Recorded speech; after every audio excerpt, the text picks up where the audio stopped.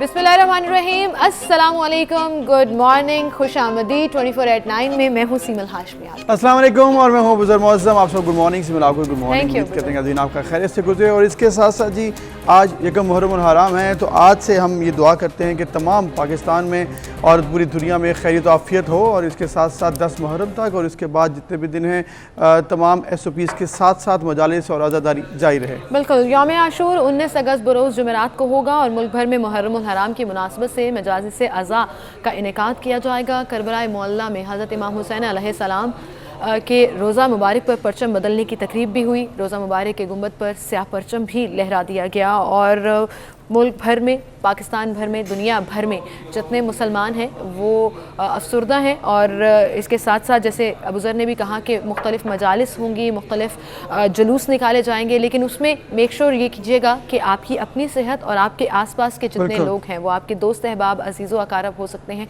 उनकी हेल्थ आपके तरफ से सेफ़ है। इसका मतलब क्या है कि आपने सोशल डिस्टेंसिंग कोशिश करनी है कि मेनटेन रखें। मास्क का इस्तेमाल बहरहाल 100% यकीनी बनाना है। अपने आप को वैक्सीनेशन ज़रूर लगवाएं और जो वैक्सीनेटेड लोग हैं वो भी इसमें कोताही मत बरतें। अगर आप मजालिस में जा रहे हैं या आप किसी जुलूस में जा रहे हैं तो मास्क का इस्तेमाल लाजमी करें। बिल्कुल ऐसा ही है। और इसके साथ साथ SOP चूँकि आपने कहा जिस तरह से कि फॉलो करना बहुत ज़रूरी है, उसकी वजह यह है कि जब इकट्ठे होते हैं सब और मजालिस में या फिर जुलूस में या आज़ादारी में, तो फिर आपके वायरस फैलने का खदशा होता है। तो इसीलिए ये SOPs बनाए गए हैं कि वैक्सीनेशन हो और इसके साथ साथ लाइव स्ट्रीमिंग की जाए और आप वक्फा रखें, सेफ डिस्टेंस रखें। लास्ट ईयर भी ये फॉलो किया गया था बड़े अच्छे तरीके से, बड़े एहसन तरीके से। इस दफ़ा भी आपने ये कोशिश करनी है और मैक्सिमम अपनी एफर्ट लगानी है कि कहीं पर इस तरह की गफलत ना हो कि SOPs की खिलाफ वर्जी हो। क्योंकि अगर आप इसको फॉलो करेंगे, अगर आप इस तरह से वैक्सीनेशन लगवा कर या फिर SOPs को फॉलो करते रहेंगे तो फिर आइंदा आने वाले दिनों में मजीद सेफ्टी भी इंश्योर रहेगी। और सिंध हुकूमत ने, जैसे कल हम बात कर भी रहे थे कि उलमा हजरात से बाकायदा मीटिंग की है और एक म्यूचुअल डिसीजन लिया गया है कि किस तरह से SOPs को मेक श्योर किया जाएगा कि फॉलो करें। और आहिस्ता आहिस्ता चूँकि सिंध में लॉकडाउन, स्मार्ट लॉकडाउन की तरफ आ गया, तो वहीं पर आज चूँकि 10 अगस्त है तो एग्ज़ाम्स जो हैं वो शुरू हो रहे हैं। और आज से दोबारा से एग्ज़ाम्स का सिलसिला, चूँकि डेट शीट चेंज हो गई थी, लॉकडाउन की वजह से सब बंद हो गया था, अब दोबारा से इम्तिहानात का आगाज़ हो गया है। और फर्स्ट ईयर की ये एग्ज़ाम्स हैं, फर्स्ट ईयर और सेकेंड ईयर के, जिनके एग्ज़ाम्स का आज आगाज़ हुआ है। जी ऐसा ही है। और अब हम उम्मीद करते हैं कि SOPs को फॉलो भी किया जाएगा, किसी किस्म की परेशानी नहीं होगी और सिक्योरिटी और इनके इंतजाम भी बेहतर होंगे। और जो इंश्योर करवाते हैं एडमिनिस्ट्रेशन, वो भी ये कोशिश करेंगे कि मैक्सिमम जो एफर्ट्स लगाई जाएं और किसी किस्म की गफलत इसमें ना हो, ताकि स्टूडेंट्स अपने एग्जाम्स भी दें और इसके साथ साथ जो मामलात हैं वो आगे बढ़ते रहें। बिल्कुल, इसी के साथ आज के प्रोग्राम की तरफ चलते हैं जी। आपको बताएंगे आज हम हमसे क्या क्या बातें करने वाले हैं, कौन कौन से टॉपिक्स डिस्कस करने वाले हैं आज का प्रोग्राम। सबसे पहले जी खबरदार, गैर मुतल्लिका अफराद का दाखिला मना है। पाकिस्तान का कोई फेवरेट नहीं है, सिर्फ वैक्सीनेटेड अफराद ही सफर करें, शुक्रिया। टोक्यो ओलंपिक्स में पाकिस्तान की कारकर्दगी क्यों सिफर रही। असेंबली तक का सफर। और पाकिस्तान में भी टैलेंट की कोई कमी नहीं है। इसमें कोई शक नहीं है जी, पाकिस्तान में टैलेंट की कोई कमी नहीं है, लेकिन इसके साथ साथ पॉलिटिकल खबरों की भी कोई कमी नहीं रहती। अगर कुछ ना हो तो फिर ऐसा कुछ हो जाता है और जिस पर सभी बात करते हैं, चाहे वो सिर्फ एक असेंबली के अंदर एंट्री हो। उस पर भी कल ऐसा सोशल मीडिया पर फिरदौस आशिक अवान की जो है वो डिस्कशन में रही एंट्री कि मेरे ख्याल में वाकई एक बहुत बड़ा इशू बनता जा रहा है। बिल्कुल, और बड़े तहजीबो तमद्दुन के साथ जो अहलकार सिक्योरिटी पर तैनात थे वो उनको रोकते रहे। फिरदौस आशिक अवान ने सर पे प्यार दे के जो है वो जाने की इजाज़त भी मांगी, लेकिन नहीं मिल सकी। सो ये इशू जो है वो कल काफ़ी डिस्कस होता रहा, जिसकी क्लैरिफिकेशन वो कल डिफरेंट चैनल्स पर, डिफरेंट प्रोग्राम्स में देती भी रही। इस पर हम बात करेंगे। और भी बहुत कुछ है जी। जहांगीर तरीन खान ग्रुप का इशाया भी हुआ और नून लीग भी कुछ बड़े बड़े दावे कर रही है, तो इस पर हम बात करेंगे। हमारे साथ सीनियर एनालिस्ट अंजुम रशीद साहब मौजूद हैं। अस्सलाम वालेकुम अंजुम साहब, कैसे हैं आप? अल्हम्दुलिल्लाह बिल्कुल ठीक ठाक। अंजुम साहब आप हमारी तरफ देख सकते हैं, हम आपके बिल्कुल साथ बैठे हैं। बिल्कुल हम साथ बैठे हैं, आप बिल्कुल आपको इजाज़त है, आप इधर देखिए या कैमरे में देखिए, लेकिन कुछ लोगों को इजाज़त नहीं मिलती। और ये हुआ कल डॉक्टर फिरदौस आशिक अवान साहिबा के साथ। क्या हुआ, ये आपको क्या समझ आई? देखिए, एक तो ये कि डॉक्टर फिरदौस आशिक अवान को कल असेंबली में जाने की जो इजाज़त नहीं मिली, वो बिल्कुल बहुत वाज़ेह है कि परवेज़ इलाही साहब ने सोचे समझे एक मंसूबे के तहत जो है डॉक्टर फिरदौस आशिक ऐवान को रोका। उन्होंने इस और उन्होंने डॉक्टर फिरदौस आशिक ऐवान को एक मैसेज दिया कि हम आपके मुखालिफ हैं और हम आपको अंदर नहीं आने देंगे। ये एक कोई रिस्पेक्टेबल बिहेवियर नहीं था। बहरहाल ये फिरदौस आशिक ऐवान के साथ हुआ, लेकिन फिरदौस आशिक ऐवान मीडिया में जो उनका बिहेवियर है वो बड़ा इनडिसेंट बिहेवियर है। बहुत एग्रेसिव और बहुत इनडिसेंट ज़ुबान भी बोलती हैं, और वो ख़ास तौर पर उनकी जो ज़ुबान है जिसमें वो इजाफी नेगेटिव तरीका है, महारानी, कनीज़ें, स्टपनी, मतलब वो, और जो मेरा नहीं ख्याल कि बहुत पॉपुलर है।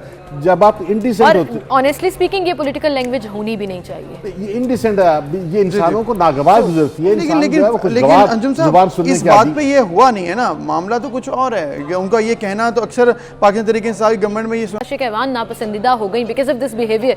तो पीटीआई में और भी बहुत से नाम है जो नहीं हुए फेवरेट, जैसे अली अमीन गंडापुर, क्या क्या नहीं कहा उन्होंने, उनका दाखिला भी मना नहीं हुआ कश्मीरी इलेक्शन में, वो वहाँ पे मौजूद भी थे। लेकिन डॉक्टर साहिबा जो हैं वो ये पीटीआई के खिलाफ कोई बात नहीं कर रही है। उनको हलफ बर्दारी की तकरीब में नहीं जाने दिया, उन्होंने तब भी पीटीआई की बात नहीं की। असेंबली में नहीं जाने दिया, उन्होंने तब भी चौधरी बरादरान और स्पीकर असेंबली की तरफ चली गई। तो उनको कोई उम्मीद है कि मैं अभी जल्दबाजी में कुछ खिलाफ बोल दूंगी तो शायद मुझे की भी बातें की जा रही है कि उनको वहां पर कोई जिम्मेदारी मिलेगी। हाँ, एग्जैक्टली। पीटीआई के खिलाफ तो नहीं जा सकती, पीटीआई की वजह से ही वो मौजूद हैं, पीटीआई की वजह से उनका पॉलिटिकल स्टेटस है, पीटीआई की वजह से वो है। लेकिन एक बात यह है कि जो उन्होंने जो परफॉर्म किया तर्जमान के तौर पर, उसके पॉजिटिव रिजल्ट नहीं आए, जिस वजह से उस्मान बुज़दार को उन्हें रिमूव करना पड़ा। अगर उनके रिजल्ट पॉजिटिव आते तो बुज़दार साहब उन्हें रिमूव नहीं कर सकते थे। आपको लग रहा है कि कोई प्रेशर नहीं था, इसका मतलब खुद ही डिसाइड किया? नहीं, इसमें नहीं। अच्छा, आपको लग रहा है बुज़दार साहब ने डिसीजन लिया? ये नहीं, ये डिसीजन तो सारे देखें, पीटीआई में तमाम फैसले इमरान खान करते हैं, लेकिन और इमरान खान की जब मर्जी इस के तरह खिलाफ के कोई फैसला नहीं हो सकता। बिल्कुल सही, लेकिन जो ग्राउंड रियलिटीज हैं वो भी देखी जाती होंगी। सही बात है। लेकिन अंजुम साहब, इस तरह के इंसिडेंट जब होते हैं ना, तो वो जिसे कहते हैं ना कि मौका मिल जाता है लोगों को बात करने का, और ऑपोजिशन भी बड़ा फायदा उठाती है। कल उज़्मा बुखारी साहिबा ने जो प्रेस कॉन्फ्रेंस की है वो आपने देखा ही होगा कि वो बड़े प्यार से, बड़ी मीठी जबान में तीर चलाती रही हैं कि बाजी बड़ी प्यारी लग रही थी, बाजी को फिर भी अंदर नहीं जाने दिया। और आपको याद होगा कि इन दोनों की बड़ी अच्छी खासी गर्मा गर्म बहस हुई थी एक प्रोग्राम में, जिसमें डॉक्टर साहिबा बिकेम वेरी हाइपर। उज़्मा बुखारी साहबा ने तो पिछले पूरे पीरियड में जो फिरदौस आशिक ऐवान ने उनके बारे में इनडिसेंट जुबान बोली थी, उसका उन्होंने बदला चुकाने की कोशिश की है, और उन्होंने मौका मिल गया ना, पूरा मौका मिल गया। उन्होंने कहा कि बाजी से मुझे बड़ा प्यार है, और एकदम से खांस गई कि मेरे गले में कुछ फंस गया। लेकिन बहरहाल जी, ऑपोजिशन करने वाले लोगों को फिर मौका मिल जाता है जब गवर्नमेंट की तरफ से हो कुछ, और अगर ऑपोजिशन की तरफ से हो तो फिर गवर्नमेंट को मौका मिल जाता है। बहरहाल जी, दूसरी तरफ कल इमरान खान साहब ने विजिट भी किया, अंजुम रशीद साहब, और अब नेक्स्ट उनका, जैसे हम बार बार जिक्र भी कर रहे थे कि उन्होंने अपना जो वो होता है ना, पूरा एक टारगेट सेट किया हुआ है, वो सिंध और कराची है, और अब उनका नेक्स्ट विजिट जो है वो सिंध और कराची। देखिए, अब जो पीरियड शुरू हो गया है, इसका मतलब यह है कि इलेक्शन का नकारा जो है वो बच गया है।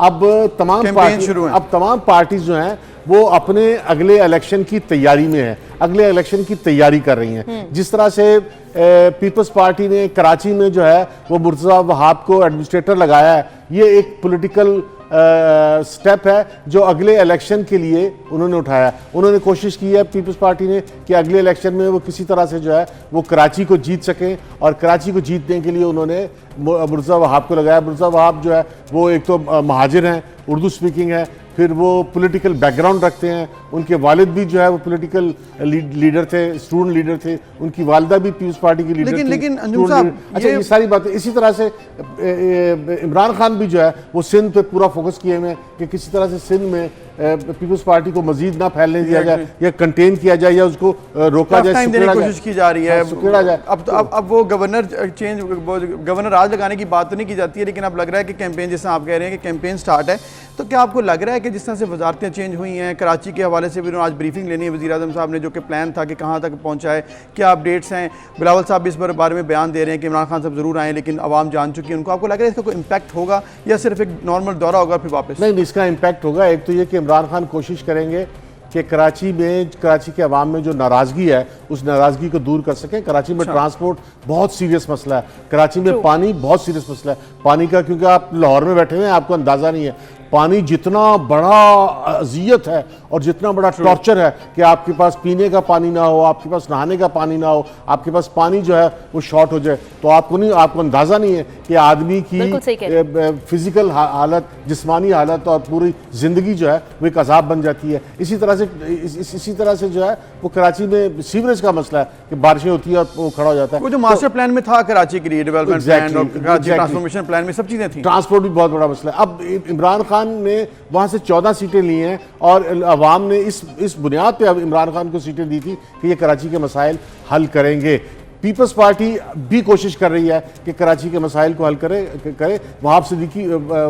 मुर्जा वहाब सिद्दीकी को इसलिए लगाया गया है कि वो कराची के अवाम के दिल जीतें। अब जो पीपल्स पार्टी ने स्टेप लिया है कराची के अवाम के दिल जीतने के लिए, अब उसका काउंटर करना है इमरान खान ने। इमरान खान कोशिश करेंगे कि वो पीपल्स पार्टी से बड़ा स्टेप लें, वहाँ ट्रांसपोर्ट भी चलाएं, वहाँ पानी भी लेके आए, वहाँ सीवरेज का मसला भी हल करें, उनके मसाइल भी हल करें। तो ये एक मुकाबला है पीपल्स पार्टी में और PTI में कि कराची के अवाम का दिल कौन जीतता है, और कराची के अवाम को जो दिल जीतेगा आइंदा हुक्मरानी भी वही करेगा। क्योंकि पीपल्स पार्टी को अगर कराची से ज्यादा सीटें मिलती हैं तो पीपल्स पार्टी का इम्कान हो जाएगा कि वो पाकिस्तान में वज़ीर आज़म बना सके बिलावल को। बिल्कुल, कराची ने इलेक्ट किया PTI को, अच्छी खासी सीट्स थी, लेकिन डिलीवर 3 साल में उस तरह से नहीं हो सका। अब ये आगे देखना है कि कराची वाले नाराज हैं या मजीद टाइम देना चाहते हैं।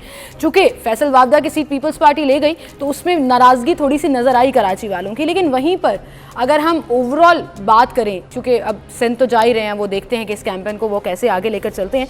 कल एक और इम्पॉर्टेंट प्रेस कॉन्फ्रेंस हुई जिस पर मैं आपका कमेंट लेना चाहूँगी। वज़ीर दाखिला शेख रशीद साहब कल बात कर रहे थे और उन्होंने नवाज शरीफ के हवाले से कहा कि उनका पासपोर्ट मनसूख हो चुका है, उन्हें वतन वापस आ जाना चाहिए।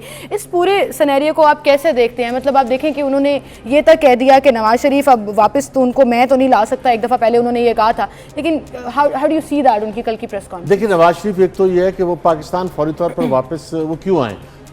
नवाज शरीफ अगर पाकिस्तान आते हैं तो जाहिर है उन्हें जेल जाना है और उन पर पाबंदियां होंगी और उन्हें जो है इस गर्मी में, शदीद गर्मी में जेल की अज़ियतें बर्दाश्त करना। वो एक बूढ़े आदमी है, 70 साल उनकी उम्र है और बीमार भी हैं, हार्ट भी है, शुगर भी है और भी बहुत से प्रॉब्लम है। इसलिए उनका जेल आके या पाकिस्तान आके जेल चले जाना ये अकल से बालतर है। और शहबाज शरीफ के बारे में जो कहा जा रहा है, वो शहबाज शरीफ और नवाज शरीफ के दरमियान एक स्ट्रेटजी का, हिकमत अमली का एक तजाद है और वो शहबाज शरीफ समझते हैं कि अगर उनकी पॉलिसी पे अमल दरामद किया जाए, अगर इस्टेब्लिशमेंट से और मुफाहमत की जाए, फौज से पर तनकीद ना की जाए, उनसे लड़ाई ना लड़ी जाए, तो वो पाकिस्तान में 2023 में जो 2 साल बाद इलेक्शन होने हैं उसमें मुस्लिम लीग नून इलेक्शन जीत सकती है और वज़ीर आज़म बन सकती है। लेकिन अगर वो शहबाज शरीफ समझते हैं कि अगर मियाँ नवाज शरीफ का बयानिया जो फ़ौज के भी खिलाफ है, इस्टेब्लिशमेंट के खिलाफ है, इदारों के खिलाफ है, अगर वो लड़ाई लड़ी गई तो आइंदा वो पाकिस्तान के वज़ीर आज़म नहीं होंगे। और अगर लोगों को पता चल गया, उनके अरकान असम्बली को और इलेक्टेबल को पता चल गया कि आइंदा फिर मुश्किल हो जाएगी गवर्नमेंट बनाने में भी आइंदा, और मुस्लिम टूट जाएगी, टूट भी जाएगी। बिल्कुल, और ये बातें कई जगह की जाती हैं। तो आपको क्या लग रहा है, अगर वन लाइन हम बताएं कि अपील कर लेंगे या फिर सियासी पनाह हासिल करेंगे? नवाज शरीफ साहब क्या करने जा रहे हैं, आपको क्या लग रहा है? नहीं, बहुत सिंपल सी बात है। एक तो ये कि उनके पास जो पहले अपील का ऑप्शन है वो अपील का ऑप्शन लेंगे, अपील का ऑप्शन ना हुआ तो वो सियासी पनाह लेंगे। इसलिए सियासी पनाह से सियासी नुकसान ही बहुत हो सकता है। आपको पता है ना पाकिस्तान में किस कदर ये डैमेजिंग है उनके लिए। नहीं, अगर ये ऐसे अभी ख्याल है कि सियासी पनाह से नुकसान हो जाएगा, सियासी पनाह से क्या नुकसान होगा? वो अगर जो बयानिया मरीम नवाज ने कहा है कि नवाज शरीफ की ज़िंदगी को पाकिस्तान में ख़तरा है और नवाज शरीफ को पाकिस्तान में इंसाफ नहीं मिल सकता, अगर यही बात वो जो मरीम नवाज का बयान है, यही बयान जो है वो नवाज शरीफ अगर लंदन में दे दें तो उनको सियासी पनाह 2 सेकंड में मिल जाएगी। उन्हें सियासी पनाह ना मिलने का इसके आफ्टर सवाल बहुत ज्यादा होंगे। ये कोई आसान नहीं है सियासी पनाह लेना। उसके बाद अभी तक उन्होंने ये ऑप्ट भी नहीं किया पाकिस्तान में सियासत करना मुश्किल हो जाएगा। उन्होंने ऑप्ट नहीं किया, वो उसको पुश कर रहे हैं कि हमें ना ही सियासी पनाह लेनी पड़े, मेडिकल ग्राउंड्स के ऊपर ही कोशिश करेंगे सियासी पनाह लेनी पड़े। बिल्कुल, और ये भी मुमकिन है पॉइंट ये है उनकी अपील मानी जाए, क्योंकि इंग्लैंड में इस मामले में बहुत सॉफ्ट कर भी ली गई है और थोड़ा सा टाइम भी लगता है। एक बात मैं बिल्कुल क्लियर कर दूं कि नवाज शरीफ को बरतानिया की हुकूमत किसी सूरत Deport पाकिस्तान नहीं करने वाली। से निकाल के इमरान खान के हवाले नहीं करेगी। ठीक है। बरतानिया से निकाल के इमरान खान बरतानिया से निकाल के इमरान खान के हवाले नहीं चले, करेगी। लेकिन ये आने वाला वक्त बताए किस करवट बैठता है, कहाँ क्या होता है, ये तो लीगल पोजीशन क्या है और दूसरी लॉजिकल पोजीशन क्या है। चलिए जी, ठीक है, थैंक यू अंजुम रशीद साहब, बहुत शुक्रिया आपका, आपने वक्त दिया। और हमें ये लग रहा है कि आइंदा आने वाले दिनों में मियां नवाज शरीफ साहब को बहुत बड़े डिसीजन लेने पड़ेंगे, क्योंकि उनके लिए पाकिस्तान की सियासत के लिए और नून लीग की सियासत के लिए बहुत ज़रूरी है। बिल्कुल। एक ब्रेक लेते हैं, दोबारा हाजिर होंगे, हमारे साथ रहिएगा।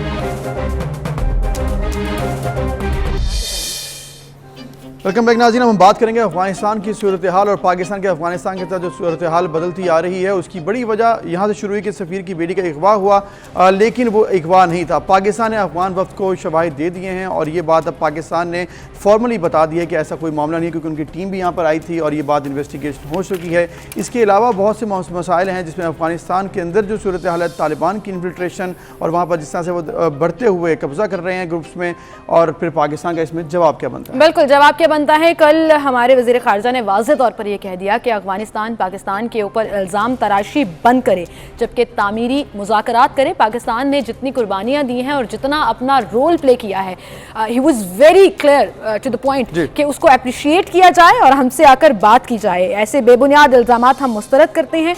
और फिर अफगान वफ़द को जिस तरह से प्रूफ दिए गए, जैसे आप बात कर रहे थे, उस पर भी उन्होंने कमेंट किया। सो इस पूरी सिचुएशन पर हम बात करेंगे। ब्रिगेडियर रिटायर्ड गज़नफ़र अली साहब हमारे साथ मौजूद हैं, डिफेंस एनालिस्ट हैं, उन्हें हम खुशामदीद कहेंगे। अस्सलाम वालेकुम ब्रिगेडियर साहब। ब्रिगेडियर साहब, बहुत शुक्रिया वक्त देने के लिए। इस पूरी सूरत हाल पे आप क्या कहेंगे, जबकि आप देखिए कि एक तरफ तो तालिबान ने अफगानिस्तान के जो मुख्तलिफ हिस्सों पर कब्जा करना शुरू कर दिया है, उनकी अपनी खाना जंगी की सी सिचुएशन है। दूसरा, पाकिस्तान के साथ जिस तरह से सलूक कर रहा है अफगानिस्तान, या इल्ज़ाम तराशियाँ कर रहा है, कैसे देखते हैं आप इसे? बहुत बहुत शुक्रिया।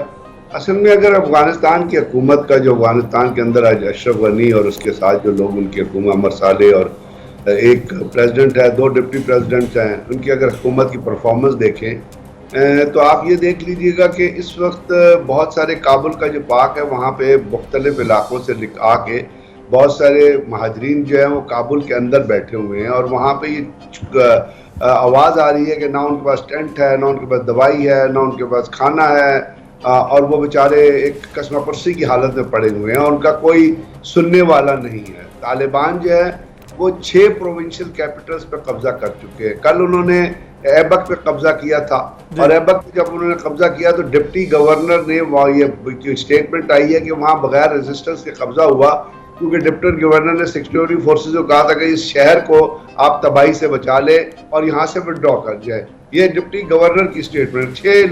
6 प्रोविंशियल कैपिटल्स पे उनका कब्जा हो चुका है। तो अगर तो अफगानिस्तान के अंदर कोई हुकूमत होती, कोई अथॉरिटी होती, तो वहाँ पे बहुत सारी चीज़ें ऐसी होती जो अगर तालिबान इवन एडवांस भी कर रहे थे तो कम से कम काबुल के अंदर तो कोई पीपल वेलफेयर के तौर पे कोई चीज़ होती।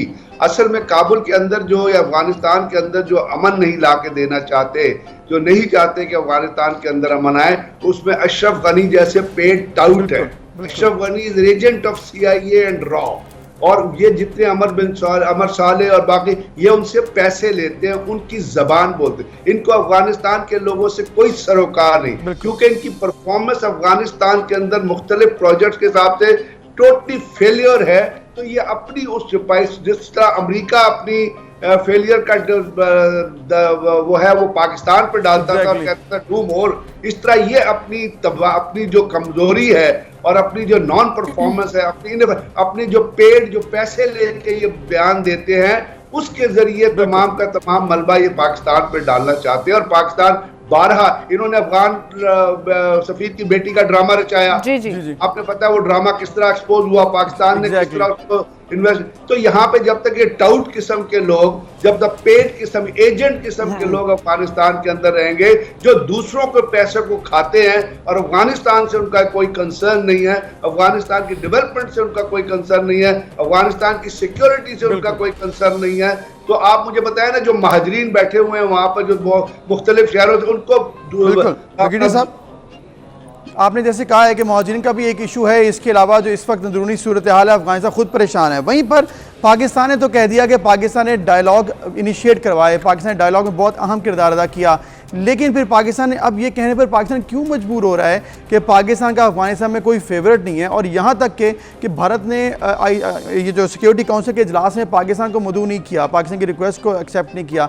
आपको क्या लग रहा है कि भारत यहाँ पर किस कदर नेगेटिव किरदार अदा कर रहा है? पाकिस्तान इसलिए कह रहा है कि भारत का जो नरेंद्र मोदी जैसे जो दहशतगर्द फैशिस्ट किस्म के लीडर इंडिया के अंदर बैठे हुए हैं, जिनका उड़ना बिछोना जो है वो दहशतगर्दी और लोगों का खून पीने से ताल्लुक रखता है। अमित शाह और बाबू बजरंगी जैसे जो उसके कलीग्स हैं वो जो बैठे हुए हैं, तो आप उनके करैक्टर को देखिए, उनकी आप कंडक्ट को देखिए कि एक तैयारा भेजते हैं वो अपने डिप्लोमेट्स को लाने के लिए, उसके अंदर हथियार भेजते हैं, उसके अंदर मोटर के गोले भेजते हैं। अभी जो दानिश सद्दीकी का कत्ल हुआ है, जो एक बहुत बड़ा फोटोग्राफर था जिसको रॉ ने मारा है अफगानिस्तान के अंदर, उसके हाथ कुछ ऐसे प्रूफ लगे थे जो उसने टेलीफोन पे अपनी बीवी को बताया कि जी मेरे पास कुछ ऐसे प्रूफ है जिससे लगता है कि अफगानिस्तान जो इंडिया जो है वो तालिबान को भी हथियार दे रहा है, दाइश को भी दे रहा है और ISIS को भी दे रहा है, और ये मैं एक्सपोज करूंगा। उसको अगले दिन राव ने कत्ल करवा दिया।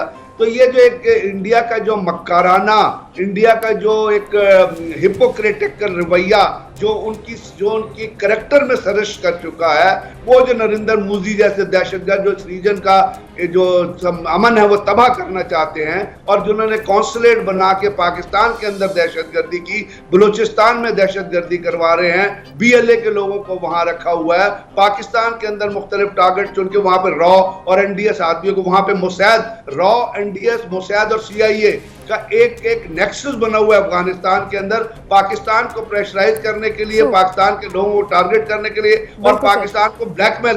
तो जब तक इंडिया का ये हिपोक्रेटिकल रवैया यहाँ पे इस खित्ते में मौजूद रहेगा, अफगानिस्तान के अंदर अमन इसलिए नहीं आएगा कि अशरफ गनी वो टोन प्ले कर रहा है जो उसको रॉ और NDS जो रॉ और CIA जो डायरेक्शन देती है, तो वो जब तक वो उनकी जबान बोलता रहेगा, जब तक वहां पे अमर साले जैसे लोग रहेंगे, उस वक्त तक अफगानिस्तान के अंदर अमन नहीं आ सकता और पाकिस्तान पे ये ब्लेम गेम जारी रहेगी। पाकिस्तान ने अफगानिस्तान तालिबान के लिए बहुत काम, अभी तक भी हमने इतने सारे रिफ्यूजीज यहाँ पे रखे हुए जिन्होंने हमारे बेसिक स्ट्रक्चर को तबाह कर दिया था। सही बात है। जिन्होंने यहाँ पे हमारा रोड इंफ्रास्ट्रक्चर तबाह बर्बाद करके रख दिया। पाकिस्तान के लोगों ने सफर किया इन अफगान महाजरीन के पाकिस्तान में आने के। हमारा इतना बड़ा दिल है कि आज तक हमने एक्सेप्ट किया हुआ है, और इंडिया जिसने जब अफगानिस्तान के ऊपर सोवियत यूनियन ने हमला किया, इंडिया ने सोवियत यूनियन का साथ दिया। तो इंडिया हमेशा उनके साथ खड़ा होता है जो जुल्म और जो दहशतगर्दी की सजा को लेकर आगे चल रहे हो। And I think that's what all India is about. आपने जैसे जिक्र किया मोसाद का जिक्र किया, आपने रॉ का जिक्र किया, RSS की जो एक माइंडसेट है इंडिया का, तो इजराइल और भारत तो चाहते हैं कि पाकिस्तान में अमन ना हो, लेकिन ये भी देखिए कि अफगानिस्तान में अमन डायरेक्टली प्रोपोर्शनल है पाकिस्तान में अमन से। ऐसा नहीं लग रहा कि अब हमारे पास पहले से ज्यादा प्रेशर है और पहले से ज्यादा हमें स्ट्रांग होकर मजीद सामने आने की जरूरत है? पाकिस्तान अपना स्टांस कैसे क्लियर कर सकता है? क्या क्या ऑप्शंस मौजूद हैं? पाकिस्तान के ऊपर प्रेशर तो बहुत है। आप देखिए नेटो का प्रेशर रहा, अमेरिकन प्रेशर रहा, डू मोर, इंडिया तरीकेकार से पाकिस्तान को बदनाम करने की कोशिश करता है। अफगान की अफवाह जैसे वाकयात होते हैं, अब इंडिया ने एक नैरेटिव चलाया हुआ है कि पाकिस्तान से जी लोग आ रहे हैं लड़ने के लिए, वो नैरेटिव अफगान उनका जो एजेंट है, उनका जो टाउट है अशरफ गनी और अमर साले, जिनको वो पैसे देते हैं, डॉलर देते हैं, वो लेके आगे चल रहा है। झूठ बोलते हैं, फरेब करते हैं, दुनिया को धोखा देते हैं। कायदे आजम की रेजिडेंसी पे हमला किया, उसकी ट्रेन जाके निकलती थी हामिद करजई के महल से। ये तमाम प्रेशर पाकिस्तान पे हैं और मौजूद रहेंगे, क्योंकि पाकिस्तान ने एक कोशिश की है कि इस खित्ते में अमन आए, और इमरान खान ने बारहा ये कहा है कि हमारा कोई फेवरेट नहीं है, हमारा वो फेवरेट है जो अफगानिस्तान के अंदर हुकूमत बनाएगा, पीपल रिप्रेजेंटेटिव हुकूमत। अब जो कुछ अफगानिस्तान में हो रहा है वो असल में तालिबान लेके चल रहे, और उसकी वजह होने की वजह या तमाम तबाही की वजह अमेरिका है कि अमेरिका ने रात के अंधेरे में बगैर किसी को बताए हुए बगराम एयरबेस खाली किया। जब उन्होंने बगराम एयरबेस खाली और वहां से अपने ट्रक्स विड्रॉ करी, वहां पे एक पावर वैक्यूम, वहां पे एक वॉइड क्रिएट हो गया, वहां पे एक ऐसी जो अपना सिचुएशन क्रिएट होगी जिसका तालिबान ने फायदा उठाया। अब पाकिस्तान ने एक बाढ़ लगाई है और हमने मुकम्मल कर दिया, वहां पे तमाम के तमाम बॉर्डर को सील कर दिया है। हमारे ऊपर प्रेशर है कि अगर और महाजरीन आ गए, पहले महाजरीन ने हमारा बेड़ा गर्क किया हुआ है, इस मुल्क की इकोनॉमी को तबाह किया हुआ है, हमारे सोशल फाइबर को तबाह किया हुआ है। जब अफगान महाजरीन इनिशियली यहाँ पे आए थे तो वो हथौड़ा ग्रोह यहाँ पे लूटने की वारदात, क्लशनकोव कल्चर, हीरोइन कल्चर, ये सारा वो अफगानिस्तान से लेके आए थे। उन्होंने हमारे सोशल स्ट्रक्चर को तबाह कर दिया था। अब दोबारा और आएंगे तो इसके अंदर बहुत दहशतगर्द यहाँ पे आएंगे। तो जब ये चीजें पाकिस्तान के ऊपर इतने प्रेशर के तौर पर, तो पाकिस्तान ने अपना स्टांस इसलिए बड़ा क्लियर रखा हुआ है और बार बार वो दुनिया को बता रहा है। हमें ये कोशिश करनी है कि हम महाजरीन का प्रोटेक्शन लेने, हमें ये कोशिश करनी है कि अफगानिस्तान की सिविल वार के स्पिल ओवर जो है वो पाकिस्तान के ऊपर ना आए। हमें ये कोशिश करनी है कि जो दुनिया का जो अमन के लिए जो नैरेटिव है, जो कोशिश है, उनमें हम एक पार्टनर बने, तो हम बने रहेंगे। बिल्कुल सही आपने कहा ब्रिगेडियर साहब। और आप जैसे बता रहे हैं कि पाकिस्तान ने तो अमन में हमेशा पार्टनर बनने की कोशिश की है, तो वहीं पर आपने जिस तरह से इंटरनेशनली बात की, पाकिस्तान में लोकली भी इसके असरात जहाँ पर टेररिज्म में हो रहे हैं वहाँ पर इसके इकोनॉमिकली भी होने हैं। सीपैक के हवाले से भी कल शाह महमूद कुरैशी साहब और शेख रशीद साहब ने भी कहा है कि NDS इसराइल इंडिया सीपैक को तबाह करना चाहता है। हमने बड़ी कोशिश करनी है कि इसको बचाना है, इसके लिए पाकिस्तान को बहुत एफर्ट्स करनी पड़ेंगी। जहाँ बिल्कुल सीपैक एक बड़े क्रिटिकल फेज में दाखिल हो चुका है। फेज 1 मुकम्मल कर चुके हैं। फेज 2 जो है वो आपका री इंडस्ट्रियलाइजेशन का फेज है, जिसमें स्पेशल इकोनॉमिक जोन्स बन रहे हैं और उनके अंदर इंडस्ट्रीज लगनी है। जब इंडस्ट्री लगेंगी तो आपकी जॉब प्लेसमेंट होगी, इंडस्ट्री लगेगी तो आपकी इकोनॉमी का पहिया चलेगा। और ये चीजें जो है, जैसे कालाबाग डैम को इंडिया ने तबाह किया और हमारे यहाँ बहुत सारी पार्टियां थी जो पैसा लेके और कालाबाग डैम के खिलाफ बोलती रही, जिनका एक जो आजकल एक बहुत बड़ा वो जो उसका एलिमेंट लंदन के अंदर बैठा हुआ है, वहां से दहशतगर्दी क्रिएट करता है और बड़े पिछले 30-20 साल से वहां बैठ के वो इस किस्म के लोग लीडर थे जिन्होंने पाकिस्तान के कालाबाग डैम को तबाह किया। अगर कालाबाग डैम आज बनता तो आपकी बिजली कितनी सस्ती होती, आपको पावर का प्रॉब्लम ना होता। तो ये सीपैक अब जनरेट करेगा इन चीजों को। अब इसीलिए ये चीजें जो है इंडिया को, अमेरिका को पसंद नहीं आ रही, अमेरिकन चाह रहे हैं, क्योंकि अमेरिका के अंदर चाइनीज की और पाकिस्तान की एक कॉमन इन्वॉल्वमेंट है। और जैसे ओबोर का प्रोजेक्ट हुआ, वन रोड, और उसने चाइना को ओपनिंग दी लंदन तक, और चाइना ने एक बहुत बड़ी हाईवे बनाई जहां से वहां पे अभी 2021 में का अगर आप वो दिखाएं पहले क्वार्टर का, तो 3233 ट्रेनें हैं जो गई हैं, फ्रेट ट्रेन हैं जो चाइना से गई हैं सामान लेके ओबोर के जरिए। तो यही सीपैक है कि आपकी ओपनिंग है सेंट्रल एशिया में, आपकी ओपनिंग है बाकी इलाकों जगहों पे। और अमेरिका तो चूंकि गन के ऊपर फॉरेन पॉलिसी चलाता है ना, अमेरिका किसी मुल्क में जाता है, उनकी कनपट्टी पे गन रखता है, कहते हैं मेरी बात मारो नहीं तो गोली मार दूंगा। चाइनीज इन्वेस्टमेंट करते हैं, छोटी इन्वेस्टमेंट करते हैं, बड़ी इन्वेस्टमेंट करते हैं, और हमने इस इन्वेस्टमेंट को बचाना है। पाकिस्तान के लिए बहुत जरूरी है। आपकी बात बिल्कुल ठीक है ब्रिगेडियर साहब, बड़ी जबरदस्त बात आपने की कि पाकिस्तान के लिए, पाकिस्तान के अमन के लिए बड़ा जरूरी है कि पाकिस्तान अफगानिस्तान में जिस तरह से इस वक्त किरदार अदा करे वैसा ही करता रहे, कि पाकिस्तान न्यूट्रल है, पाकिस्तान को कोई फेवरेट नहीं। और वहीं पर सीपैक बचाने के लिए पाकिस्तान को बहुत एफर्ट्स करनी पड़ेंगी, क्योंकि पाकिस्तान के फ्यूचर इसके साथ लगा हुआ है। बिल्कुल, हमारा रोशन फ्यूचर इसके साथ लगा हुआ है, जिस पर हम बात भी करते हैं। अल्लाह ताला पाकिस्तान को कायम दायम रखें, ये हमारी दुआ तो है ही। बहुत शुक्रिया ब्रिगेडियर साहब। हम एक ब्रेक की तरफ चलते हैं, फिर हाजिर होंगे।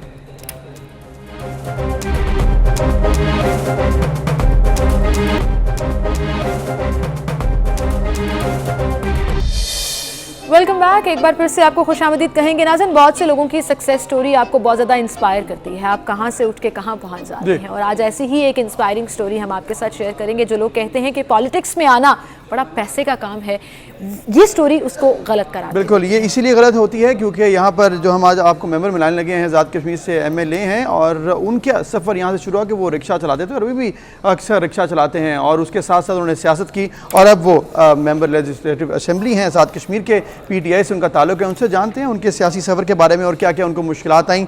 जावेद भट्ट साहब, अस्सलाम वालेकुम, बहुत शुक्रिया आपका, आपने वक्त दिया और आपको मुबारकबाद कि आप मेंबर बन गए। ज़रा बताइएगा अपने सियासी सफ़र के बारे में।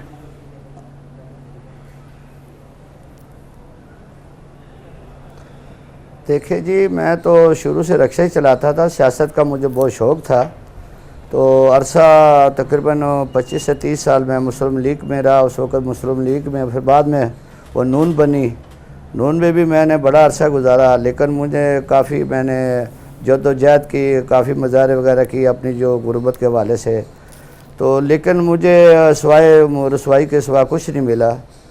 तो फिर मैंने आखिर में जब फिर फैसला किया, मैंने पहले भी जो असम्बली थी, जो मुस्लिम लीग की जो गवर्नमेंट बनी वहाँ पे आज़ाद कश्मीर में, तो मैंने टिकट के लिए अप्लाई किया था, उन्होंने मुझे नहीं दिया। और एक बड़े जो स्पीकर के बेटे थे उनको दे दिया। मैंने बड़ा शोर डाला, मैं क्या, मैं एक बार गरीब हूँ लेकिन वर्कर आदमी हूँ, आप मेरी कदर नहीं की। तो उन्होंने मुझे टिकट ही दिया। फिर वहाँ से मैं थोड़ा सा, मेरा दिल मायूस हुआ और मैं बहुत फिर मेरे कायद जनाब जो शेख रशीद साहब हैं, मैं उनका मशकूर हूँ। तो उन्होंने मुझे कहा जब आप मैं आपको जानता हूँ, आप बड़े मेहनती आदमी हैं और आप सियासत भी करते हैं और रक्षा भी चलाते हैं। मैं इंशाल्लाह जब मैं पावर में आऊँगा तो मैं आपको टिकट दूंगा। तो मैं मशकूर हूँ अपने कायद शेख रशीद साहब का और इमरान खान साहब का। बिल्कुल सही। अच्छा भट्ट साहब, ये बताइएगा कि अक्सर ये कहा जाता है कि सियासत में वही लोग आ सकते हैं, खासतौर पर असेंबली तक वही लोग पहुँच सकते हैं जिनके पास बड़ा पैसा हो। तो इसमें किस हद तक सदाकत है? क्योंकि पैसा सिर्फ ये नहीं होता कि जो इल्जामात लगते हैं कि पार्टी को दिया या टिकट के लिए दिया, पैसा तो कैंपेन पर भी खर्च होता है, कैंप ऑफिसेस पर भी खर्च होता है। कैसे मैनेज किया आपने ये सारा कुछ और फिर आप असेंबली तक पहुंच भी गए?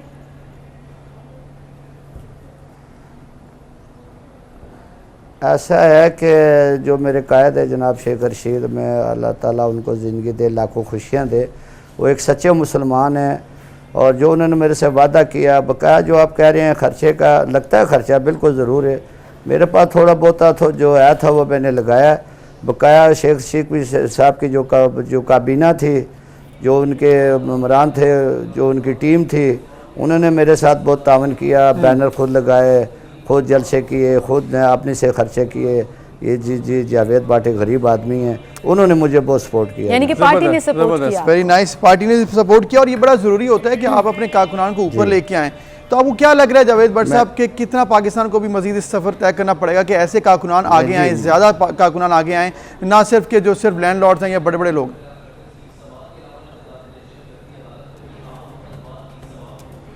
देखें जी, पहली बात तो मैं ये कहें, मुझे सपोर्ट किया शेख रशीद साहब ने, रात दिन किया, और उन्होंने मेरी खुद कैंपेन की है। और वो खुद जाकर एक वोटर को कहते थे यार ये जावेद बाटी नहीं है, पहली दफ़ा हम इसके लिए वोट, मैंने अपने इलेक्शन के लिए वोट नहीं मांगा, लेकिन ये गरीब आदमी है, मैंने इससे वादा किया, तो मैं इसको जानता हूँ। तो आप मेहरबानी करके अपना जावेद बाटी को वोट डालें। शेख साहब ने बहुत सपोर्ट की और सारी लाल हवेली ने बहुत सपोर्ट की है। दूसरी बात आप कुछ कह रहे थे?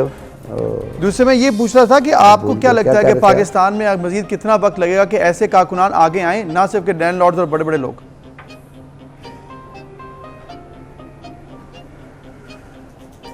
देखें जी, ये तो अल्लाह के फैसले होते हैं, जिसको कोई इज़्ज़त दे दे, लेकिन बंदे के इरादे पुख्ता होने चाहिए। तो मुझे अल्लाह पे भरोसा था कि यार मैंने इतनी मेहनत की है, तो मेरे जो कारकुन हैं, जो मेरे भाई हैं, मैं कहता मायूस ना हो। जैसे देखें मेरी मिसाल है, मैं भी यानी कि एक रक्षा ड्राइवर तक असेंबली तक चला गया, तो काफ़ी लोगों ने लिखा भी है, अखबारों में भी लिखा है कि रक्षा ड्राइवर से असेंबली तक वो बंदा पहुँच। बिल्कुल सही, बड़ी ज़बरदस्त बात की आपने जावेद भट्ट साहब। अल्लाह ताला जिसको इज्जत दे वो देता है, लेकिन आपकी मेहनत हमेशा रंग ले आती है। Thank you so much for being with us.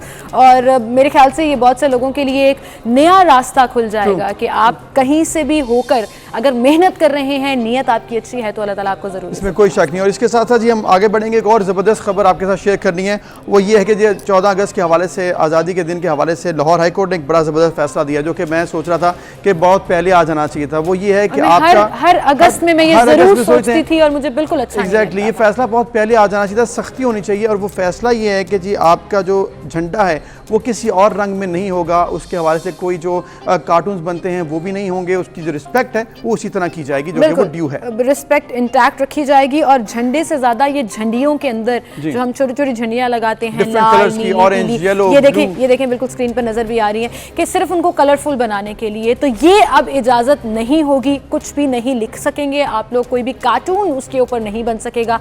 जिस तरह से हमारा पाकिस्तान का परचम है उसी तरह से वो प्रिंट भी होगा, चाहे वो पेपर पे है या वो कपड़े के ऊपर है। और फिर जो ये इसके खिलाफ वर्जी करेगा उसको सजा भी दी जाएगी। जी, ड्यू सजा मिलनी चाहिए। और इसकी वजह यह है कि जो आपका परचम होता है वो आपकी आइडेंटिटी होता है। ग्रीन कलर और वाइट कलर जो है वो आइडेंटिटी है पाकिस्तान की। अगर आप इसको डिफरेंट कलर्स में डालेंगे, ब्लू, पिंक, येलो, ऑरेंज, तो उससे बच्चों और आगे जो बढ़ने वाले हैं एग्जैक्टली उनके दिमाग में इम्प्रिंट क्या रिप्रेजेंट करता है, एग्जैक्टली वो क्या कलर जो है रिप्रेजेंट करता है।